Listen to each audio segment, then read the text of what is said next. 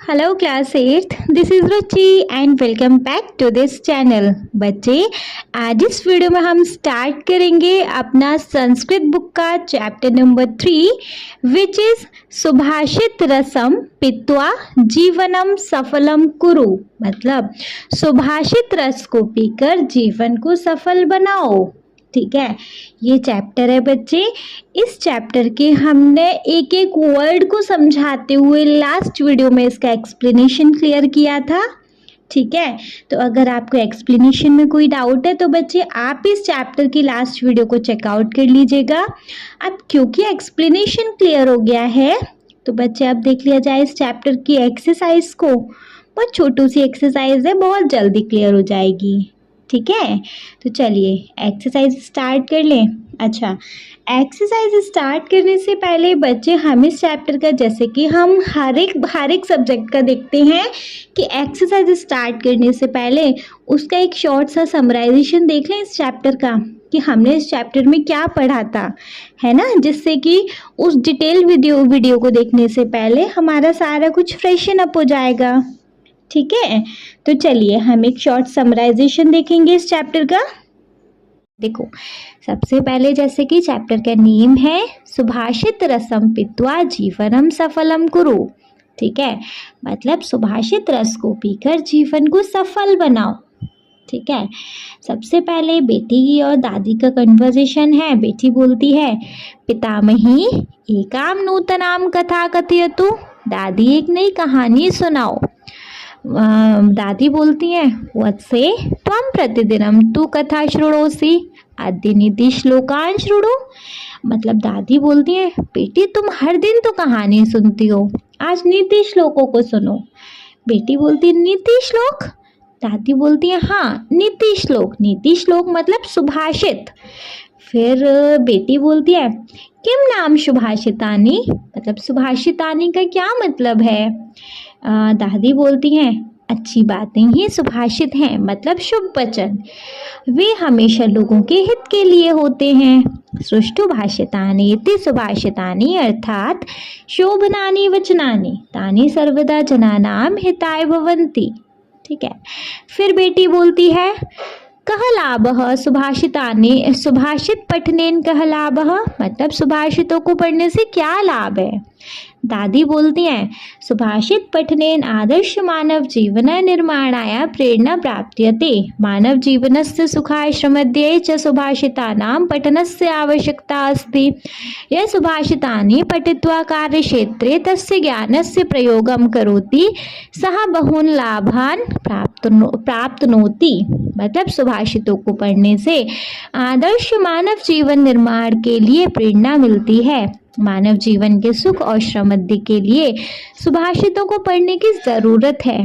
जो सुभाषित पढ़कर अपने काम में उस ज्ञान का उपयोग करता है वह बहुत लाभ पाता है। अहो सुंदरम यदि एव तर्वी अहम नूनम सुभाषितानि पठिष्यामि। वाह, बहुत अच्छा, अगर ऐसा है तो मैं भी सुभाषितों को पढ़ूंगी। दादी कहती है, सुभाषितानि स्वकर्तव्यस्य अकर्तव्यस्य च विषये स्पष्टता मार्गदर्शनं कुर्वन्ति। अतः सर्वे अवश्यं सुभाषितानि पठन्तु। तानि पठित्वा सर्वे जीवनस्य रहस्यम् अवगच्छन्तु। जीवनं सुखमयं च कुर्वन्तु। सुभाषित खुद को क्या करना है और क्या नहीं के बारे में अच्छी तरह से रास्ता दिखाता है, इसलिए सभी को जरूर सुभाषितों को पढ़ना ही है। उनको पढ़कर सबको जीवन के रहस्यों को जानो और जीवन को सुखी बनाओ। ठीक है, चलो तो सबसे पहला श्लोक फिर हमारे पास आ जाता है। देखो, गायन्ति देवा किल गीत कानि धनास्तु ते भारत भूमि भागे स्वर्गापवर्गा स्मद् मार्ग भूते भवन्ति भूय पुरुषा सुरत्वात्। इसका पदच्छेद नहीं पढ़ेंगे, अन्वय पढ़ें जस्ट। भारत भूमि भागे भवन्ति ते धन्या इति देवा गीतकानि गायन्ति किल स्वर्गापवर्गा स्पद मार्ग भूते तु सुरत्वात् भूयः पुरुषा भवन्ति। मतलब जिन्होंने भारत भूमि अर्थात भारतवर्ष में जन्म लिया है वे मनुष्य धन्य हैं। निश्चित रूप से ऐसा देवता गीत गाते हैं। स्वर्ग और अपवर्ग की मार्ग स्वरूप भारत की भूमि पर देवता भी अपने देवत्व को त्याग कर मनुष्य होना चाहते हैं। इसका भावार्थ है, ये मानवहास्य भारत भूमौ जन्म प्राप्त नुवन्ति ते धन्या इति भारत भूमे गुणगानम देवा कुर्वन्ति। अथा वयं सर्वे भारतीयाः भाग्यशालिनः स्मः। धर्म अर्थ काम मोक्षादि प्राप्त्यै मार्गभूते यस्मिन् भूखण्डे देवः अपि देवत्व विहाय मनुष्य रूपे जन्म ग्रहणार्थम अभिलषन्ति। मतलब जिन मनुष्यों ने भारत की भूमि पर जन्म लिया वे धन्य हैं। ऐसा भारत भूमि का गुणगान देवता लोग करते हैं। इसलिए हम सभी भारतवासी भाग्यशाली हैं। धर्म अर्थ कामना मोक्ष आदि की प्राप्ति का मार्ग इस भूमि में देवता भी अपना देवत्व त्याग कर मनुष्य रूप में जन्म लेने की इच्छा रखते हैं। बच्चे नेक्स्ट सुभाषितम है, गुड़ी गुणम वेत्ति न वेत्ति निर्गुणः बलि बलम वेत्ति न वेत्ति निर्बलः पिको वसंतस्य गुणम न वायसः करी च सिंहस्य बलम न मूषकः। इसका पदच्छेद देखेंगे। गुड़ी गुणम वेत्ति न वेत्ति निर्गुणः बलि बलम वेत्ति न वेत्ति निर्बलः पिकम वसंतस्य गुणम न वायसः करी च सिंहस्य बलम न मूषकः। इसका अन्वय देखो, गुड़ी गुणम वेत्ति निर्गुणः न वेत्ति बलि बलम वेत्ति निर्बलम न वेत्ति पिकः वसंतस्य गुणम वायसः वसंत गुणम न वेत्ति करी च सिंहस्य बलम वेत्ति मूषकः सिंहस्य बलम न वेत्ति। मतलब गुणवान व्यक्ति गुणों को समझ सकता है, निर्गुण गुणहीन गुणों को नहीं समझ पाता। बलवान बल को समझ सकता है, जबकि बल से रहित अर्थात एक निर्बल बल को नहीं समझ पाता। पिक मतलब कोयल वसंत के आगमन के गुण को पहचान लेती है। वायस मतलब कौआ वसंत के गुण को नहीं पहचान पाता। और करी मतलब हाथी सिंह के बल को पहचान सकता है, जबकि मूषक मतलब चूहा सिंह के बल को नहीं पहचान सकता। नेक्स्ट है, गुणवान जनः अन्येषां सद्गुणान् ज्ञातुं शक्नोति परंतु गुणहीनः जनः अपरेषां सगुणान् अवगन्तुं समर्थः न भवति। बलवान जनः यथा अन्येषां बलं ज्ञातुं शक्नोति तथा बलरहितः जनः अन्येषां बलं ज्ञातुं न शक्नोति। वसंतकाले आगते पिकः वसंतस्य गुणानुरूपं कहूतान् करोति परंतु काकः मधुरं गातुं न शक्नोति। मतलब एक गुणवान व्यक्ति ही दूसरे व्यक्ति के गुणों को समझ सकता है, जबकि एक गुणहीन निर्गुण व्यक्ति दूसरों के गुणों को जानने में समर्थ नहीं होता है। एक बलवान व्यक्ति ही दूसरे बलवान व्यक्ति की शक्ति को समझ सकता है, जबकि बल से रहित अर्थात एक निर्बल व्यक्ति बल को नहीं समझ पाता। बसंत ऋतु आने पर कोयल वसंत के गुणों के अनुरूप कुहू कुहू करती है, जबकि कौआ मधुर गीत नहीं गा सकता है। गजः पशुराजस्य सिंहस्य बलं जानति किंतु मूषकः तस्य बलं ज्ञातुं न पारयति। अतः योग्यः एवं महत्वं ज्ञातुं समर्थो भवति न अयोग्यः। मतलब करी गजरात अर्थात हाथी ही जानवरों के राजा सिंह अर्थात शेर के बल को जान सकता है, जबकि मूषक उसके बल को नहीं जान पाता। इसलिए योग्य ही महत्व को जानने में समर्थ होता है, अयोग्य नहीं। नेक्स्ट है, भवन्ति नर्मास्तुरः फलोद्यमे नवा अम्बुभिः दुर्विलम्बिनो घनः अनुद्दतः सत्पुरुषः श्रमद्भिः स्वभाव एवेश परोपकारी राम। इसका पदच्छेद है, भवन्ति नर्मः तरफ फलोद्यमे नवा अम्बुभिः दुर्विलम्बिनः घना अनुद्वतः सत्पुरुषः श्रमद्भिः स्वभावः एव एषः परोपकारिणाम्। इसमें अन्वय है। तरवः फलोद्यमे रमा भवन्ति घना नव अम्बुभि दुर्विलम्बिनी भवति सत्पुरुषः श्रमद्भिः अनुद्यतः परोपकारिणाम एष एव स्वभाव भवति। वृक्ष अपने फलोद्यमे अर्थात फलों के भार से विनम्र हो जाते हैं।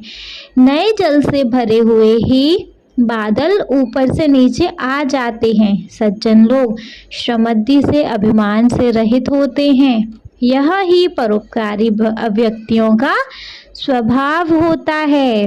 नेक्स्ट भावार्थ है, समयानुसारं वृक्षेषु फलानि जायन्ते फलभारेण ते वृक्षा नमा भवन्ति तथैव नवजले परिपूर्णा मेघा अवनतः भवन्ति भूमि प्रति आयन्ति वृष्टि च कुर्वन्ति। अस्मिन् संसारे बहवः परोपकारिणः जनाः सन्ति स्वश्रमद्काले ते औदत्यं न प्रकटयन्ति तेष हृदया विनम्रा च सन्तः सदैव परोपकाराय यत्नशीलाः भवन्ति ते परोपकारं व्रतरूपेण धारयति। उक्तं च व्यासमर्षिणा परोपकारः पुण्याय पापाय परपीडनम्। समय आने पर वृक्षों में फल उत्पन्न होते हैं। फलों के भार से वे नर्म वृक्ष झुक जाते हैं। उसी प्रकार नवीन जल से भरे हुए बादल नीचे आ जाते हैं, जमीन की ओर आते हैं और वर्षा करते हैं। इस संसार में बहुत से परोपकारी लोग हैं। श्रमद्धि के कारण वे घमंड नहीं दिखाते, वे सहृदय और विनम्र होकर हमेशा परोपकार के लिए प्रयासरत रहते हैं। वे परोपकार को व्रत की तरह धारण करते हैं। जैसा कि व्यास महर्षि ने कहा, परोपकार पुण्य के लिए और दूसरों के कष्ट के लिए देना पाप के लिए होता है। ठीक है, 4th वन देखेंगे। यथा चतुर्भिः कनकं परीक्ष्यते निर्घर्षणच्छदेन तापताडनै तथा चतुर्भिः पुरुषः परीक्ष्यते कुलेन शीलेन गुणेन कर्मणः। इसका पदच्छेद है, यथा चतुर्भिः कनकं परीक्ष्यते निर्घर्षणं छदेन तापताडनै तथा चतुर्भिः पुरुषः परीक्ष्यते कुलेन शीलेन गुणेन कर्मणा। इसका अन्वय है, यथा निर्घर्षणं छेदन तापताडनै चतुर्भिः कनकं परीक्ष्यते तथा कुलेन शीलेन गुणेन कर्मणा चतुर्भिः पुरुषः परीक्ष्यते। जिस प्रकार घिसने, काटने, गर्म और पीटने, इस चारों तरीके से सोने की गुणवत्ता की परीक्षा होती है, उसी प्रकार कुल, वंशशील, चरित्र, गुण और कर्म से मनुष्य की परीक्षा होती है। भावार्थ है, स्वर्णकारः सुवर्णस्य शुद्धताम् आकाली तुम आदौ निकषप्रस्तरे निर्घर्षणं करोति तदनन्तरं तस्य सुवर्णस्य कर्तनं करोति तत् अग्निदा दाह्यते अति सुवर्णखंडे प्रहारं करोति। एभिः चतुर्भिः प्रकारे परीक्ष्य सुवर्णस्य पूर्ण शुद्धतां ज्ञातुं शक्नोति। तथैव पुरुषम् अपि चतुर्भिः उपाये परीक्षणीय। यथा कस्मिन् परिवारे अयं जनः जन्म अलभत तस्य स्वभाव क्रीडस अस्ति सः क्रीडसे गुणे युक्त अस्ति पुनः स केन कर्मणा सर्वत्र समादृत भवति इति येषु निष्केषु परीक्षस्य एव तस्य व्यक्तित्व ज्ञातुं शक्यते। मतलब सुनार सोने की शुद्धता जांचने के लिए सबसे पहले उसे मानदंड वाले पत्थर पर रगड़ता है, इसके बाद उसे सोने को काटता है, फिर आग में जलाता है, अंत में सोने के टुकड़े पर चोट करता है। ऐसे 4 प्रकार की परीक्षा से सोने की पूर्ण शुद्धता का पता लग सकता है। ठीक है, उसी प्रकार मनुष्य की परीक्षा भी 4 उपाय से, जैसे किस परिवार में उस व्यक्ति का जन्म हुआ है, उसका स्वभाव कैसा है, उसमें क्या गुण है तथा किस कार्य से उसका सर्वत्र अर्थात सम्मान होता है। इस प्रकार से इन मानदंडों की जांच करके ही कोई व्यक्ति उसके अस्तित्व को जान सकता है। नेक्स्ट है, अष्टौ गुणाः पुरुषं दीपयन्ति प्रज्ञा च कौल्यं च दमनः श्रुतः च पराक्रम श्रा बहुश भाषित च दानम यथाशक्ति कृतज्ञता च। इसका पदच्छेद है अष्टौ गुणा पुरुषम दीपयन्ति प्रज्ञा च कौल्यम च दमः श्रुतम च पराक्रम च अबहु भाषित च दानम यथाशक्ति कृतज्ञता च। अन्वय है प्रज्ञा कौल्यम दमः श्रुत पराक्रम अबुभाषित च यथाशक्ति दानम कृतज्ञता च अष्टौ गुणा पुरुष दीपयन्ति। बुद्धि कुलीनता इंद्रिय निर्गह शास्त्र ज्ञान पराक्रम कम व उचित बोलना सामर्थ्य अनुसार दान और कृतज्ञता ये 8 गुण पुरुष की ख्याति प्रतिष्ठा एवं व्यक्तित्व को उज्जवल करते हैं। भावार्थ है अष्टभि गुणे युक्तः मानवः सर्वदा समाजे सम्मानं प्राप्नोति। विशेष ज्ञानं कुलीनता संयमः वेदादीनां शास्त्राणां ज्ञानं पराक्रमः अल्पभाषिता समार्थ्यानुसारं दानशीलता कृतज्ञता चेति एते अष्टौ गुणा सन्ति। मानवः उत्तम गुणान् आश्रितः सम्मानितः भवति अतः उक्तं गुणवान पूज्यते नरः। भावार्थ है 8 गुणों से युक्त मनुष्य हमेशा समाज में सम्मान प्राप्त करता है। विशेष ज्ञान कुलीनता संयम वेद आदि और शास्त्रों का ज्ञान पराक्रम कम बोलना सामर्थ्य के अनुसार दानशीलता और कृतज्ञता इस प्रकार ये 8 गुण हैं। मनुष्य उत्तम गुणों को अपनाकर सम्मानित होता है इसलिए कहा गया है गुणवान व्यक्ति पूज्य होता है। करेक्ट है। चलिए 6th वन चेक कर लेंगे बच्चे। So the 6th one we have, अरे कहाँ गया 6th वन, हाँ जी, न सा सभा यंत्र न संति वृद्धा वृद्धा न ते न वदन्ति धर्मम धर्मः सनो यत्र न सत्यमस्ति सत्यम तच्छलमभ्युपेति। पदच्छेद है न सा सभा यंत्र न संति वृद्धा वृद्धा न ते ये न वदन्ति धर्मम धर्मम सनो यत्र न सत्यमस्ति सत्यम न तदम यद छलम अभ्युपेति। अन्वय है सा सभा न अस्ति यत्र वृद्धा न सन्ति ते वृद्धा न सन्ति ये धर्म न वदन्ति स धर्मः न अस्ति यत् सत्यम न अस्ति तत् सत्यम न अस्ति यत् छलम अभ्युपेति। That means what?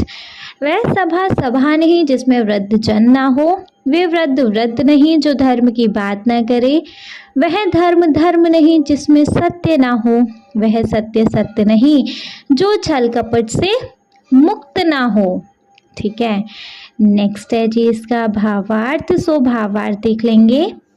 अस्मिन् संसारे विविधा सभा भवन्ति सभासु जनसमागमः भवति बहुभाषणं प्रचलति तेन साफल्य न भवति वस्तुतः सा एव सभा सफला भवति यत्र वयोवृद्धः ज्ञानवृद्धः च जनाः भवेयुः पुनरपि ते ज्ञानवृद्धः धर्मविषये वदेयुः धर्मसम्बन्धायाः चर्चायां सत्यम एव वक्तव्यं यत् सत्यम तथ्ययुक्तं भवेत् न तु छलनानुयुक्तम् इति। इसका अर्थ है इस संसार में अनेक सभाएं होती हैं, सभाओं में लोगों का समागम होता है और बहुत सी बातें होती हैं परंतु इससे सफलता नहीं मिलती। वास्तव में वह ही सभा सफल होती है जहाँ वयोवृद्ध मतलब आयु में बड़े और ज्ञानवृद्ध लोग हों, फिर भी वे ज्ञानवृद्ध धर्म के विषय में बोलें। धर्म से संबंधित चर्चा में सत्य ही बोला जाना चाहिए जो तथ्यों पर आधारित हो न कि छल से युक्त हो। नेक्स्ट है दुर्जनेन समम संख्या प्रीति चापि न कार्यते उष्णो दहति चारंगारः शीतकृष्णयायते करमः। पदच्छेद है दुर्जनेन समम संख्यां प्रीतिम चापि न कार्यते उष्णः दहति न अंगारः शीतकृष्णायते करम। अन्वय है दुर्जनेन समम संख्या प्रीति चापि न कार्यते उष्ण अंगारः ददति शीतः च करः कृष्णायते। मतलब दुष्ट व्यक्ति के साथ बराबर की दोस्ती और प्रेम भी नहीं करना चाहिए क्योंकि गर्म कोयला हाथ को जला देता है और शीतल मतलब ठंडा होने पे काला कर देता है। ठीक है, आ रहा है नहीं समझ? चलो भावार्थ देखेंगे। दुर्जनेन सह मैत्री न करणीया यतो हि दुर्जनः विश्वास योग्यः न भवति। दुर्जनेन सह बंधुता प्रीति न करणीया यतः तस्य दुर्जनस्य मूर्खे माधुर्य परम हृदय कपटा भवति। अंगारः उष्ण भवति चेत तापेन करम ज्वालयति। पुनः यदि स अंगारः शीतलः अस्ति तदापि हस्तमलिन करोति। तथैव दुर्जनः सर्वदा एव अनष्टिं करोति कारयति च। अतः विद्या अलंकृति अपि दुर्जनः परिहर्तव्यः। इसका मतलब क्या है कि दुर्जन के साथ मित्रता नहीं करनी चाहिए क्योंकि दुर्जन विश्वास योग्य नहीं होता। दुर्जन के साथ बंधुता या प्रीति नहीं करनी चाहिए क्योंकि उसके मुख में मधुरता या मिठास नहीं होती, परंतु हृदय में कपट होता है। अंगार गर्म होकर ताप से हाथ जला देता है और यदि वह अंगार ठंडा हो तब भी हाथ को मैला कर देता है। उसी प्रकार दुर्जन हमेशा ही अहित करता है और करवाता है। इसलिए विद्या से अलंकृत होने पर भी दुर्जन से बचना चाहिए। नेक्स्ट और लास्ट है 8th। यथा हकेन चक्रेण न रथस्य गतिर्भवेत् एवं पुरस्कारेण विना देवं न सिद्ध्यति। इसका पदच्छेद है यदा ही एकेन चक्रेण न रथस्य गति भवेत् एवं पुरस्कारेण विना देव्यं न सिद्ध्यति। अन्वय है यथा ही एकेन चक्रेण रथस्य गतिः न भवेत् एवं पुरस्कारेण विद्या देवं न सिद्ध्यति। जैसे एक पहिए से रथ नहीं चलता है उसी प्रकार परिश्रम करे बिना भाग्य नहीं फलता है। भावार्थ देखेंगे। रथस्य गतिः चक्रद्वयेन एवं सम्यक् भवति। एकेन चक्रेण रथस्य गमनं न संभवेत्। रथस्य गति स्थगिता स्यात् पुरुषार्थेन विना फलं न सिद्ध्यति। भागे स्थित्येत उद्योगेन एवं फलं लभ्यते।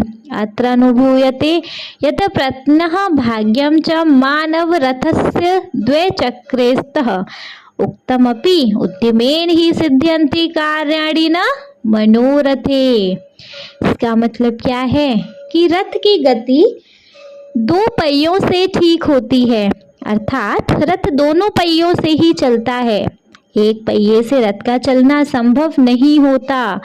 रथ की गति रुक जाती है। पुरुषार्थ के बिना फल की प्राप्ति नहीं होती। भाग्य होने पर भी उद्योग से ही फल प्राप्त होता है। यह अनुभव होता है कि प्रयत्न और भाग्य मनुष्य रूपी रथ के 2 पहिए हैं। जैसा कि कहा गया है उद्यम से ही कार्य सिद्ध होते हैं, ना कि मनोरथों से। ठीक है बच्चे, तो ये था हमारे इस चैप्टर का एक शॉर्ट सा समराइजेशन। अभी सारा कुछ अच्छे से रिमाइंड हो गया, सारा जितना भी हमने पढ़ा वो सारा फ्रेशन अप हो गया होगा नहीं माइंड में। चलो तो स्टार्ट कर लें। देखो सबसे पहले क्वेश्चन है हमारे पास, पाठस्य आधारेण अधोलिखितानां प्रश्नानां उत्तराणि एक पदेन लिखत। देखो पाठ में जितने भी सारे पाठ के नीचे क्वेश्चंस दिए गए हैं, आपको इनके आंसर को एक पद में लिखना है। आपको इनके आंसर को एक पद में लिखना है, मीन्स टू से कि आपको इनका आंसर एक एक शब्द में देना है। ठीक है, समझ में आ गया? जैसे कि बच्चे फर्स्ट है हमारे पास कि गीतानि के गायन्ति। गीतानि के गायन्ति, गीतों को कौन गाता है? तो बच्चे बताइए गीतों को कौन गाता है? देखो गीतानि गीतों को केन कौन गायन्ति गाता है। फर्स्ट श्लोक में देखा था गीतों को कौन गाता है? देवः। तो गीतों को कौन गाता है बच्चे? देवः। ठीक है, गीतानि के गायन्ति देवः। सेकंड है कः बलम न वेत्ति। कः बलम न वेत्ति, कौन बल को नहीं समझ सकता। कः मतलब कौन, बलम मतलब बल को, न मतलब नहीं, वेत्ति मतलब होता है समझ सकता है। तो यहाँ मशुकः गलत हो गया है बच्चे। यहाँ पर आएगा निर्बलः। यहाँ ये गलत टाइप हो गया है, यहाँ पर आएगा निर्बलः। ठीक है, कौन बल को नहीं समझ सकता? निर्बलः, है ना। ठीक है, ये चीज क्लियर हो गई। चलो नेक्स्ट ग है, कह वसंतस्य गुणम वेत्ति। कह वसंतस्य गुणम वेत्ति, किसको वसंत के आने का गुण पहचान लेता है? कौन वसंत के गुण को आने का मतलब कौन वसंत के आने का गुण पहचान लेता है? किसको पहले ही पता चल जाता है कि जी वसंत आने वाली है? किसको पता चल जाता है? पिकः, कोयल को। कोयल को पहले ही पता चल जाता है कि वसंत आने वाली है। तो कह वसंतस्य गुणम वेत्ति, तो पिकः। ठीक है, घ वाला देखेंगे बच्चे, मशुकः कस्य बलम न वेत्ति। मशुकः चूहों को, कस्य किसका, बलम बल, न मतलब नहीं, वेत्ति मतलब समझ आता है। मतलब चूहों को किसका बल समझ नहीं आता? किसका? सिंहस्य। किसका बल समझ नहीं आता है? सिंहस्य का। किसका नहीं समझ में आता है? सिंहस्य का। ठीक है, तो मशुकः, मूषकः, एक्चुअली मशुकः लिखा हुआ है, मूषकः कस्य बलम न वेत्ति, तो सिंहस्य। ठीक है, नेक्स्ट है फलोद्यमे के नरमा भवन्ति। फलोद्यमे के नरमा भवन्ति मतलब है फलों के आने से, फलोद्यमे फलों के आने से के कौन, नरमा नर्म या झुक, भवन्ति जाते हैं। तो फलों के आने से कौन झुक जाते हैं? किस पर फल आते हैं बच्चे? किस पर आते हैं? वृक्ष पर। तो किसके आने से मतलब फलों के आने से कौन झुक जाते हैं? वृक्षः। किसके आने से फल झुक जाते हैं? वृक्षः। ठीक है, नेक्स्ट च है केन समसंख्यम न करणीयम। केन समसंख्यम न करणीयम, किसके साथ हमें मित्रता नहीं करनी चाहिए? किसके साथ हमें मित्रता नहीं करनी चाहिए? दुर्जनेन। किसके साथ हमें मित्रता नहीं करनी चाहिए?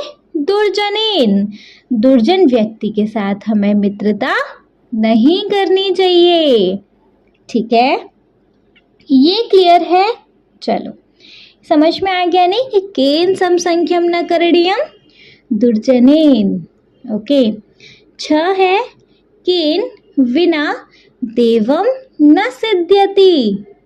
किसके बिना देव नहीं सिद्ध होते हैं? किसके बिना अच्छे कार्य नहीं सिद्ध होते हैं?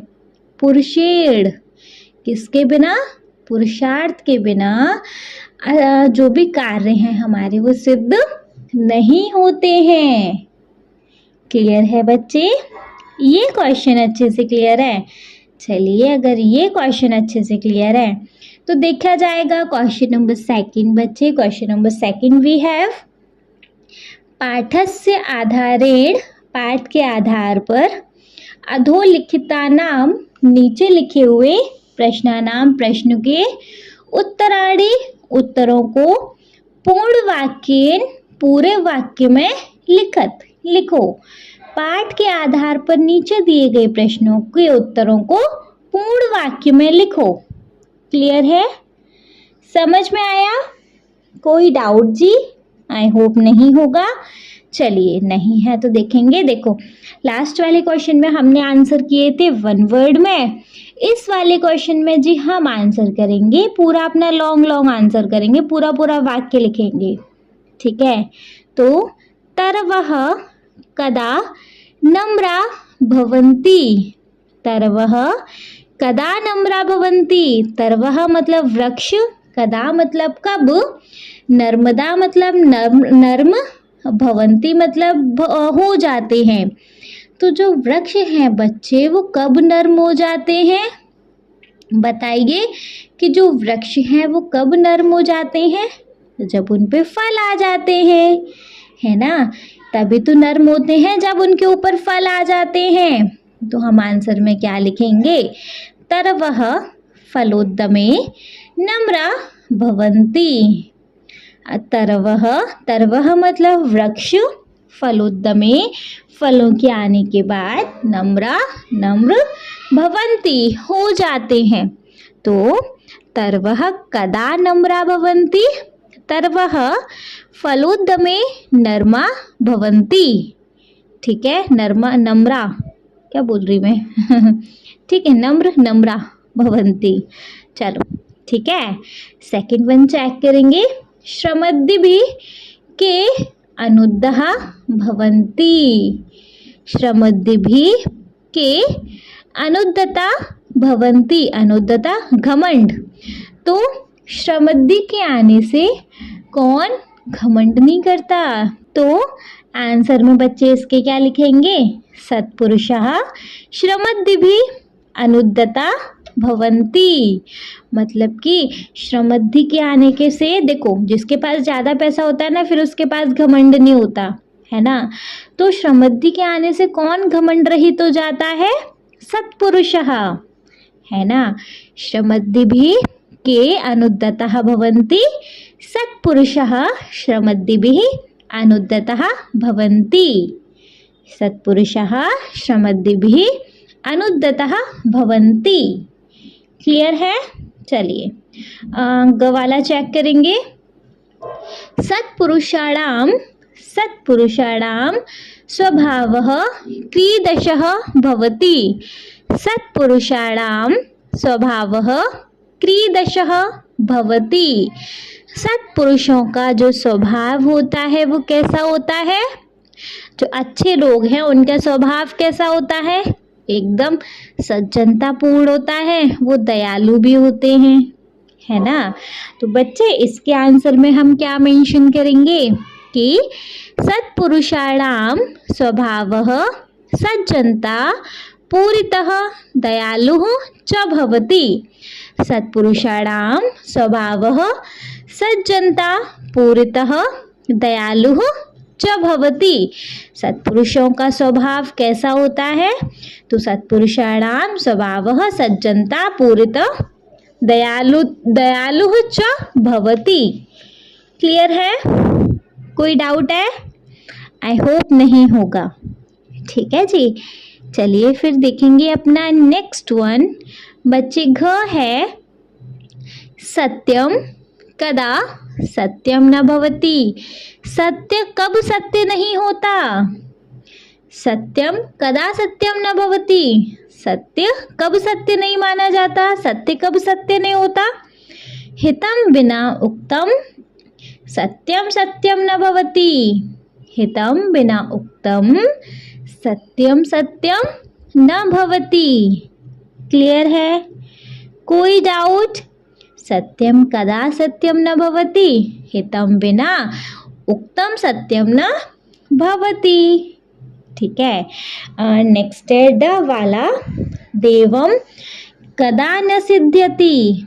देवम कदा न सिद्ध्यति। देव कब सिद्ध नहीं होते? तो पुरस्कार के बिना कोई भी हमारे देव सिद्ध नहीं होते। तो पुरस्कारम विना देवम न सिद्ध्यति। पुरस्कारम विना देवम न सिद्ध्यति। क्लियर है? इसमें किसी को कोई डाउट नहीं है? अच्छे से हो गए जी क्लियर? चलिए फिर अगर अच्छे से क्लियर हो गए तो देखेंगे अपना क्वेश्चन नंबर 3। बहुत छोटी सी एक्सरसाइज है बच्चे। देखो क्वेश्चन नंबर 3 है स्तंभयोः मेलनः कुरुत। स्तंभयोः मेलनम कुरुत। स्तंभों के मिलान करो। देखो एक तरफ आपको उक्ति दी हुई है, मतलब जो भी आपको यहाँ पे ये जो लाइन दी हुई है, पंक्ति दी हुई है, एक तरफ आपको लेफ्ट हैंड साइड में वो दी है, राइट हैंड साइड में आपको क्या दिया हुआ है? उन पंक्तियों के भावार्थ। तो सिंपली आपको उन पंक्तियों को उनके भावार्थ से मैच करना रहेगा। कर लेंगे खुद से? नहीं हम कराएंगे। देखो जैसे बच्चे फर्स्ट वी हैव गायन्ति देवः किल गीतकानि, गायन्ति देवः किल गीतकानि। जो देव है किसके गीत गाते हैं? जो देव हैं, आपने पहले उसमें देखा था, श्लोक में पहले सुभाषितम में देखा था कि देव किसके गीत गाते हैं? भारत भूमि के, है ना। तो गायन्ति देवः किल गीतकानि कुछ भारत भूमि से रिलेट करेगा। देखो, सत्पुरुषाणाम स्वाभाविकी नम्रता, नहीं। सुवर्ण चतुर्भि प्रकारे परीक्ष्यते, नो। भारत भूमि महात्म्य वर्णनम, बिल्कुल करेक्ट। तो गायन्ति देवः किल गीतकानि भारत भूमि महात्म्य वर्णनम। क्लियर है? चलिए सेकंड वन चेक करेंगे। गुड़ी गुड़म वेत्ति, गुड़ी गुड़म वेत्ति। जो गुड़ी व्यक्ति है वही गुड़ को समझ सकता है, ठीक है। ये पंक्ति है। अब इसका भावार्थ देखेंगे। सत्पुरुषाणाम स्वाभाविकी नम्रता, नहीं, ये नहीं है। सुवर्ण चतुर्भि प्रकारे परीक्ष्यते, नहीं। भारत भूमि का तो बुक्ड हो गया भैया। नेक्स्ट है सज्जनः एवं गुणानाम मर्मर्ग, ये एग्जैक्टली यही है। सज्जनः एवं गुणानाम मर्मज्ञः, ठीक है, समझ आ गया। तो गुणिम गुणम वेत्ति, सज्जनः एव गुणानाम मर्मज्ञः, करेक्ट। चलिए देखेंगे अपना थर्ड वन विच इज बच्चे, भवन्ति नर्मः तरवः फलोद्यमः, भवन्ति नर्मः तरवः फलोद्यमः। मतलब कि जो वृक्ष होते हैं, वृक्ष फलों के आने के बाद नर्म होते हैं, झुक जाते हैं। वृक्षों पे फल आने से क्या होता है? वृक्ष झुक जाते हैं, है ना। तो किसके अंदर नम्रता आती है? और अच्छा भावार्थ से देखेंगे। फर्स्ट देखो, सत्पुरुषाणाम स्वाभाविकी ही नम्रता, जो सत्पुरुष होते हैं उनके स्वभाव में नम्रता होती है। तो हाँ जी, ये ऑप्शन करेक्ट है ना। जैसे कि वृक्ष जो होते हैं फल के आने से झुक जाते हैं, सेम एज सत्पुरुषाणाम स्वाभाविकी ही नम्रता। क्लियर बच्चे? अच्छे से समझ आया? चलिए तो फोर्थ वन चेक करेंगे। यथा चतुर्भिः कनकम परीक्ष्यते, यथा चतुर्भिः कनकम परीक्ष्यते। मतलब सोने की परीक्षा कैसे होती है? 4 तरीकों से की जाती है ना। कि सोने की परीक्षा 4 तरीकों से की जाती है। तो इसके ऑप्शन देखेंगे। फर्स्ट तो नहीं होगा, फर्स्ट तो बन गया हमारा, उसका पेयर है ना। सेकंड, सुवर्णम चतुर्भिः प्रकारे परीक्ष्यते, सोने की तो मतलब सोने की परीक्षा 4 प्रकार से की जाती है। तो सुवर्णम चतुर्भिः प्रकारे परीक्ष्यते। क्लियर? यथा चतुर्भिः कनकम परीक्ष्यते, तो सुवर्णम चतुर्भिः प्रकारे परीक्ष्यते। क्लियर है बच्चे? चलिए नेक्स्ट वन चेक करेंगे। अष्टो गुणः पुरुषम दीपयन्ति, अष्टो गुणः पुरुषम दीपयन्ति। पुरुष के अंदर भैया 8 गुण होने चाहिए। चलो ऑप्शन देखेंगे। देखो, फर्स्ट का पेयर्ड हो गया ऑप्शन, सेकंड भी पेयर्ड हो चुका है, थर्ड भी हो चुका है, फोर्थ भी हो चुका है, फिफ्थ पे आओ। प्रज्ञा, दमः, दानम, कृतज्ञता इत्यादि है, मतलब आदि। तो देखो यही 8 गुण है, लेकिन इसमें आदि लगा दिया है। प्रज्ञा, दमः, दानम, कृतज्ञता इत्यादः, बिल्कुल करेक्ट। तो अष्टौ गुणाः पुरुषं दीपयन्ति, प्रज्ञा, दमः, दानम, कृतज्ञता इत्यादः। क्लियर है? आया बच्चे ये चीज समझ में? चलिए नेक्स्ट वन चेक करेंगे। दुर्जनेन समम संख्यम न कार्येत, दुर्जनों के साथ क्या मित्रता नहीं करनी चाहिए, है ना। तो दुर्जनेन समम संख्यम न कार्येत, तो इसका ऑप्शन देखो, बस लास्ट के 2 ही बचे हैं। केवलम देवम प्रयत्नम विना असिद्धम, नहीं। नेक्स्ट है दुष्ट संग उष्णा संगार सदृश, हाँ जी, इसका ऑप्शन करेक्ट है दुर्जनेन समम संख्या नकार्येत का दुष्ट संग उष्णा संगार सदशः। क्लियर। चलिए लास्ट है बच्चे, एकेन चक्रेण न रथस्य गति। एकेन चक्रेण न रथस्य गति, इसका क्या ऑप्शन हो सकता है? केवलम, देवम, प्रयत्नम, विना असिद्धम। केवलम, देवम, प्रयत्नम, विना असिद्धम। क्लियर। आ गए समझ बच्चे सारे? वंस इनको रीड करें। देखो फर्स्ट वी हैव गायन्ति देवः किल गीतकानि, तो इसका थर्ड वन चेक करो, भारत भूमे महात्म्य वर्णनम। नेक्स्ट है गुणे गुणम वेत्ति, इसका है सज्जनः एव गुणानां मर्मज्ञ। सज्जनः एव गुणानां मर्मज्ञ। थर्ड है भवन्ति नर्मः तरवः फलोद्यमेः, इसका हो सकता है सत्पुरुषाणाम स्वाभाविकी नम्रता। सत्पुरुषाणाम स्वाभाविकी नम्रता। फोर्थ वन है यथा चतुर्भिः कनिकं परीक्ष्यते। यथा चतुर्भिः कनिकं परीक्ष्यते, तो इसका हो जाएगा सुवर्णम चतुर्भिः प्रकारे परीक्ष्यते। सुवर्णम चतुर्भिः प्रकारे परीक्ष्यते। क्लियर। चलो नेक्स्ट है अष्टौ गुणा पुरुषं दीपयन्ति।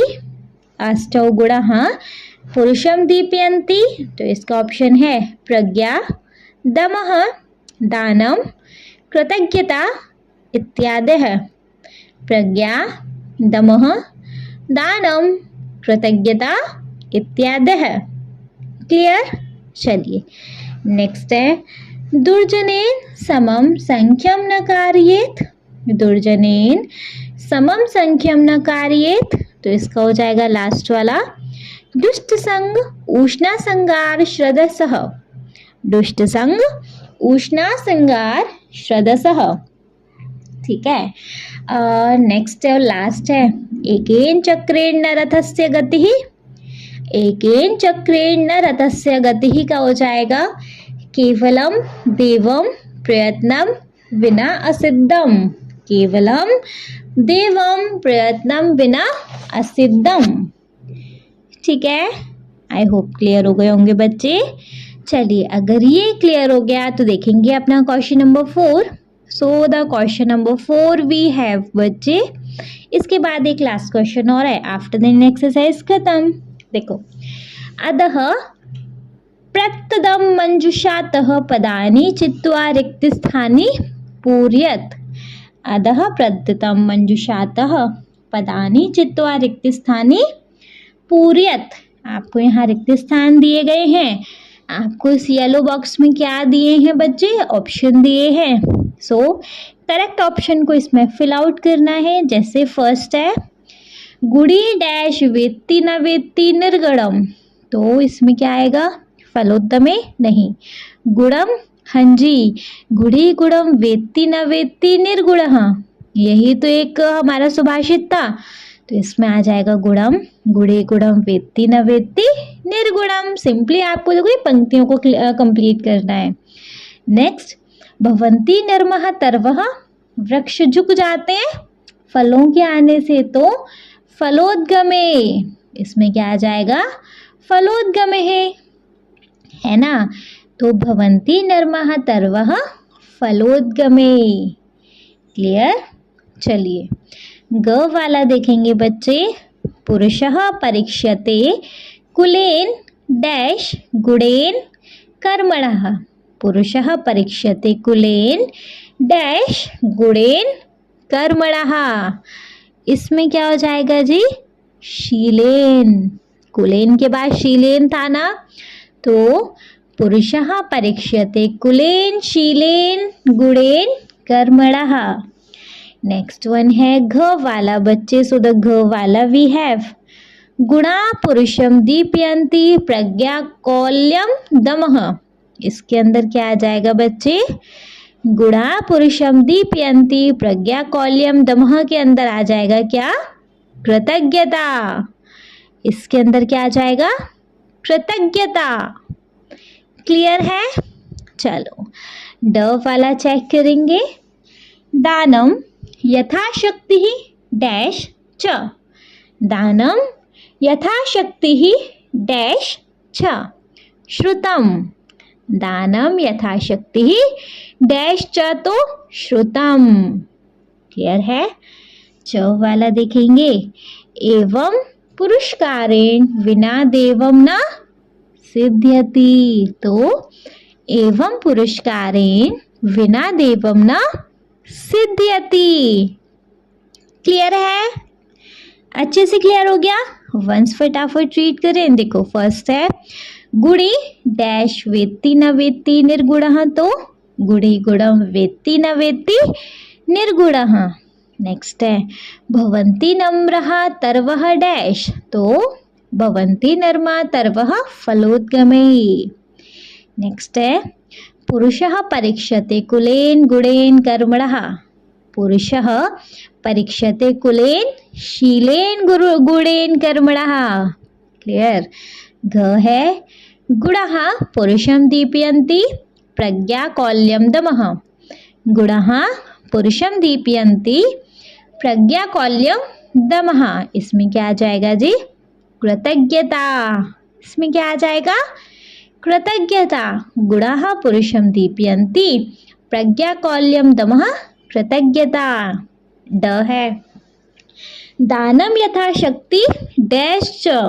दानम यथाशक्ति डैश च। इसमें आ जाएगा श्रुतम, है ना? दानम यथाशक्ति श्रुतम च। नेक्स्ट है एवं पुरस्कारेण विना देवम न सिद्ध्यति।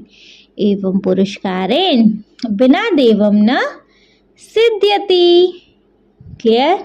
चलिए लास्ट वन पे आ जाएं बच्चे। हमारे पास लास्ट वन है, लास्ट क्वेश्चन बचा है। समुचितम विकल्पम चिनुत। समुचितम विकल्पम चिनुत मतलब आपको यहाँ क्वेश्चन दिए हैं, उनके आपको आंसर दिए हैं, ऑप्शन दिए हैं। करेक्ट वन को आपको क्या करना है? चेक करना है। करेक्ट वन को आपको आंसर टिक करना है। जैसे फर्स्ट है गायन्ति देवः किल गीतकानि इतस्य श्लोकस्य मुख्य विषय क।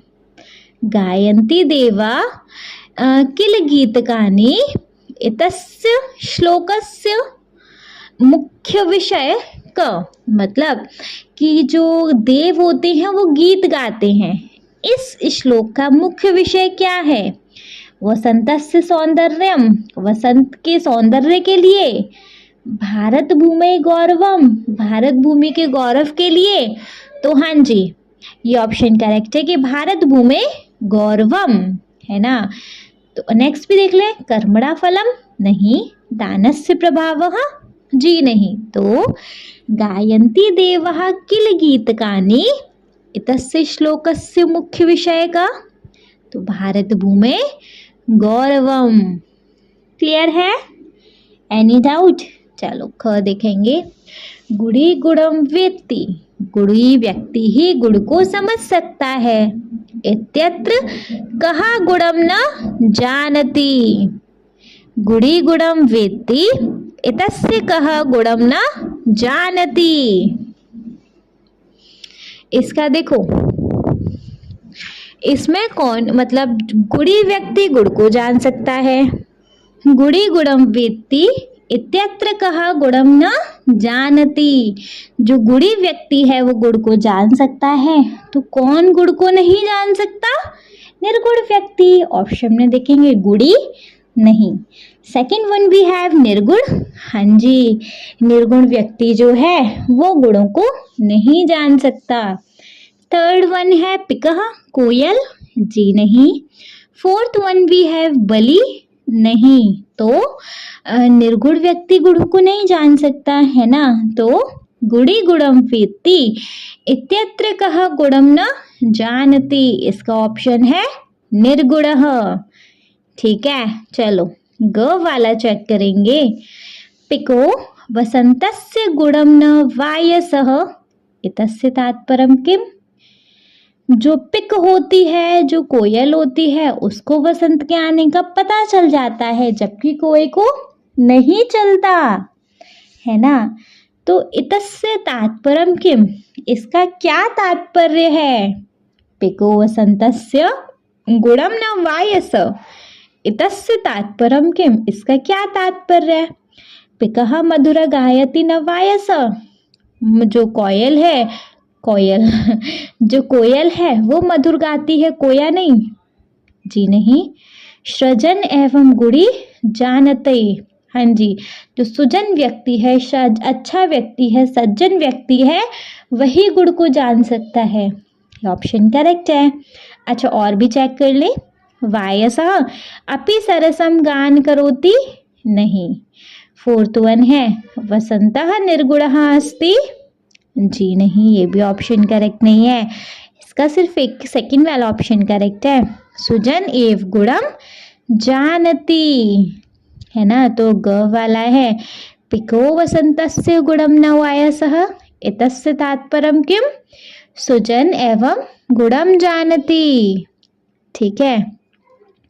घ वाला है भवन्ति नम्रा तरवः फलोद्गमे, इतस्य अर्थः का, भवन्ति नर्मः तरवः फलोद्गमे, इतस्य अर्थः का, इसका क्या मतलब है कि फलों के आने से जो वृक्ष होते हैं वो नम्र हो जाते हैं, वो झुक जाते हैं, है ना। इसका अर्थ देखेंगे, वृक्षाणा कठोरता, वृक्ष कठोर हो जाते हैं, नहीं। सत्पुरुषाणाम उन्नति, सत्पुरुष उन्नति करते हैं, हाँ करते हैं, लेकिन इसका ये मतलब नहीं है। फल युक्त वृक्षः नम्रा भवन्ति, जो फल युक्त वृक्ष होते हैं, जिन वृक्षों पे फल लगे होते हैं वो नम्र होते हैं, इसका ये मतलब है बिल्कुल। फोर्थ वन भी चेक कर लें, परोपकारिणाम दुर्बलता, नहीं। तो इसका थर्ड वन है फलयुक्तः वृक्षः नर्मा भवन्ति, तो भवन्ति नर्मः तरवः फलोद्गमे, तस्य अर्थः का, फलयुक्तः वृक्षः नम्रा भवन्ति। क्लियर? चलिए देखेंगे बच्चे अपना ड वाला, न सा सभा यत्र न सन्ति वृद्धा, एतस्य सभाया महत्वम किम, न सा सभा यत्र न सन्ति वृद्धा, एतस्य सभाया महत्वम किम। तो देखो, सभा मनोरंजनाय भवति, अरे मैंने इसका मतलब तो बताया नहीं कि वो सभा नहीं जिसमें वृद्ध ना हो, वो सभा नहीं होती जिसमें वृद्ध ना हो। तो ऐसी सभा का मतलब, इस सभा का क्या मतलब है, ऐसी सभा का महत्व क्या है कि वृद्ध लोग भैया ऐसा क्या करते हैं। फर्स्ट, सभा मनोरंजनाय भवति, वे सभा में मनोरंजन करते हैं, नहीं। सभा धन संपत्ति प्रदाशु शक्नोति, मतलब सभा में कुछ धन संपत्ति रिलेटेड कुछ कर सकते हैं, नहीं। थर्ड वन, धर्मोपदेशाय ज्ञान वृद्धा जनः आवश्यक, धर्म उपदेश देने के लिए ज्ञान वृद्ध, मतलब जिन वृद्धों में ज्ञान हो, ऐसे ज्ञान वृद्ध जनों की आवश्यकता होती है। एग्जैक्टली तो धर्मोपदेशाय ज्ञान वृद्धा जनः आवश्यका, तो क्लियर है, ये तो है ही। फोर्थ वन चेक कर लेंगे, सभा केवल राज्य कार्यार्थ भवति, सभा केवल राज्य कार्यों के लिए होती है, नहीं। इसका थर्ड वन करेक्ट है, धर्मोपदेशाय ज्ञान वृद्धा जनः आवश्यकः, तो न सा सभा यत्र न सन्ति वृद्धाः इत्यत्र सभायाः महत्वं किम, धर्मोपदेशाय ज्ञान वृद्धाः जनः आवश्यकः, ठीक है। चलो, च वाला और लास्ट है बच्चे, आफ्टर देन खत्म। इतना जल्दी कंप्लीट हो गया नहीं, इसका एक्सप्लेनेशन जितना बड़ा था उतना ही शॉर्ट इसका छोटी सी एक्सरसाइज है। आई होप अच्छे से क्लियर हो रही होगी, है ना। क्लियर हो रही है तो कमेंट सेक्शन में बताना कितना अच्छे से समझ आया आपको, ठीक है। और इसके बच्चे अभी तक मैं फर्स्ट 2 चैप्टर्स को अपलोड कर चुकी हूँ, तो अगर उन चैप्टर्स में कोई डाउट है उनके एक्सप्लेनेशन में, उनकी एक्सरसाइज में, सो बच्चे प्लीज़ आप उन वीडियोस को चेकआउट कर लीजिएगा, ओके। चलिए, च वाला देखेंगे, दुर्जनेन सह संख्यम किमर्थ न कार्यम, दुर्जनों के साथ मित्रता क्यों नहीं करनी चाहिए। दुर्जन व्यक्तियों के साथ, बुरे व्यक्तियों के साथ भैया मित्रता नहीं करनी चाहिए। क्यों? सह मित्र भवति, वह मित्र होते हैं। सह धनम ददाति, वह धन देते हैं। सह शिक्षा ददाति, वह शिक्षा देते हैं। यह श उष्णा संगारवद हानिकारः भवति, कि वो हमारे हित के लिए हानिकारक होते हैं।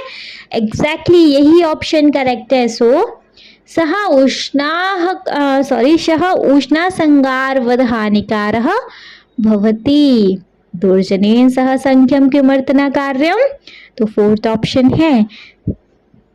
सह उष्णा संहारवद हानिकारः भवति। क्लियर है? कोई डाउट नहीं है तो बच्चे इसके साथ हमारा ये चैप्टर हो गया कंप्लीट। नेक्स्ट चैप्टर को देखेंगे हम in the next video. Okay, I hope ये चैप्टर आपको अच्छे से क्लियर हो गया हो। कोई डाउट हो तो बच्चे कमेंट सेक्शन है ना हमारे पास, कमेंट सेक्शन में आप अपने कमेंट्स ड्रॉप कर दीजिएगा। Okay, thank you so much.